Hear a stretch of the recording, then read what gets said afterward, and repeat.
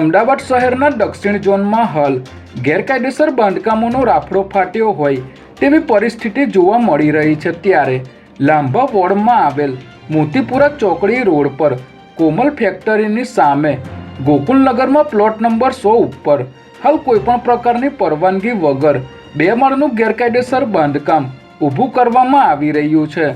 આ બાંધકામ ઊભું કરવા માટે કોર્પોરેશનમાંથી લેવાની થતી કોઈપણ પ્રકારની પરવાનગી લીધા વગર આરસીસી બીમ કોલમ સાથેનું મસમોટું બાંધકામ ઊભું કરવામાં આવી રહ્યું છે। ત્યારે આ ગેરકાયદેસર ઊભું કરવામાં આવી રહેલ બાંધકામથી અહીંના વોર્ડ ઇન્સ્પેક્ટર તેમજ ડેપ્યુટી મ્યુનિસિપલ કમિશનર અજાણ છે કે પછી કોર્પોરેશનના અધિકારીઓની છત્રછાયા હેઠળ જ આવા બાંધકામો ઊભા કરવામાં આવી રહ્યા છે તેવા અનેક સવાલો જાગૃત જનતામાં ઉઠી રહ્યા છે।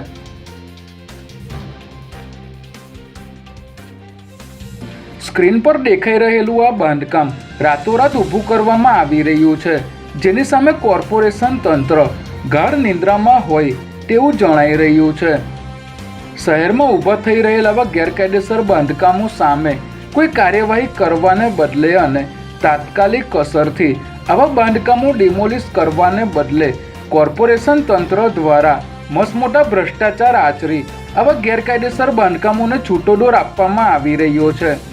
શહેરના દક્ષિણ ઝોનમાં આવા અનેક ગેરકાયદે બાંધકામો ઊભા થઈ રહ્યા છે, જેની સામે કાર્યવાહી કરવામાં આ ઝોનના અધિકારીઓની નિષ્ક્રિયતા પણ ઉજાગર થઈ રહી છે। ત્યારે ભ્રષ્ટાચાર આચરીને આવા બાંધકામો સામે આંખ આડા કાન કરનાર અધિકારી અને કર્મચારીઓની જો એસીબી દ્વારા યોગ્ય તપાસ કરવામાં આવે તો ઘણા મોટા ઘટસ્ફોટ થઈ શકે તેમ છે।